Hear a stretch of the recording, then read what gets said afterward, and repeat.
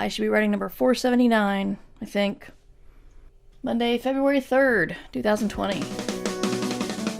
But I should be writing.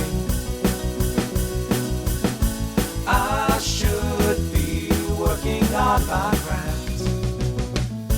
I should be writing.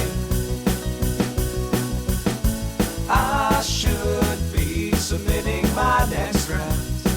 But I'm sitting home watching Doctor Who. Hi there, welcome to I Should Be Writing, the podcast for wannabe fiction writers. I'm your host, Mur Lafferty.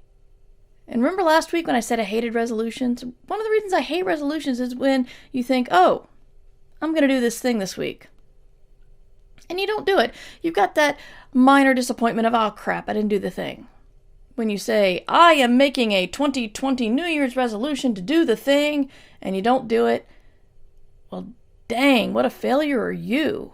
And by you, I mean me.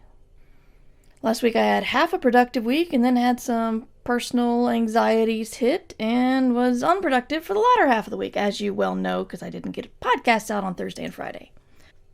This show is not about me apologizing for not doing the show, despite what you may believe.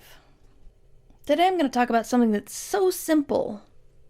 Most of you will probably think, why is she talking about that? But just in case I hit one person. Or two. It's the fact that you need something to write with all the time. You need to have the notes option on your phone, very available. You need to have a notebook. You need to have a pen. This sounds ridiculous because of course we do. We're writers. I mean, I am a blank book and pen addict, and yet I never seem to have a pen when I actually need it. When I'm cleaning my desk, there's pens everywhere. But I rarely need a pen when I'm at my desk because, I don't know, the universe hates me? I don't know. But I've had people tell me, well, I think of the best thoughts, like right before I fall asleep, or I wake up in the middle of the night with this great idea from a dream I had, and, you know, they're in the dark, and they don't have anything to write on, and they don't want to get up. Dictate it in your phone if you sleep alone. If you don't sleep alone, then grab a pen and paper, because I guarantee you. Slight break for the dog warning me that we're all going to die because of FedEx. So speaking only from experience, but usually when you wake up in the middle of the night and you have an idea, and it's crystal clear and it's brilliant and you love it, and you think, oh, I'll remember it when I wake up. You almost never do. And again, people are different. I'm just speaking from my experience. But that's why you have pen and paper at your bedside. Now, this is one of those things like flossing, because everyone knows you should floss, but a lot of people don't. It's tedious. Sometimes it hurts. Those of us who have, I have a permanent retainer behind my lower teeth, which means flossing those 6 teeth is a pain. But you know you should.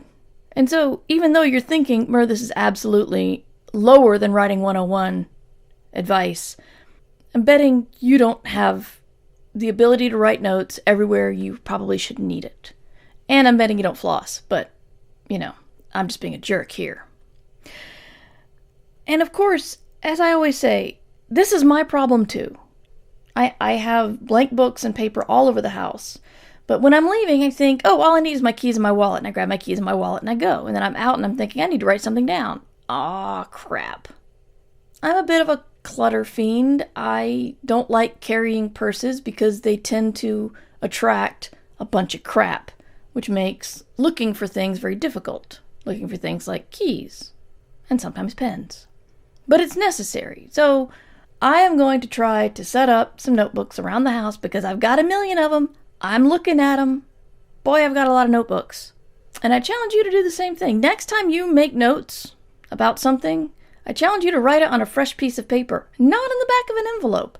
Maybe I'm projecting, I don't know, but it's possible you do it too. So I'm back on trying to do the dang show every day this week. If you have any questions, I would love to hear them because that gives me ideas for shows. So, mightymur@gmail.com is where you can find me. I'm at mightymur on Twitter, but while Twitter's a great marketing tool, I also find it is troublesome for my mental health, so I'm not on there all the time. But you can see the blog and show notes at merverse.com. And you can support the Patreon at patreon.com/mightymur. And go get yourself some pens and paper right now. I challenge you. I'm going to do it. I promise. I'll even post a picture of it. That is how dedicated I am. Because you should be writing. Remember, you can support the show at patreon.com/mightymur.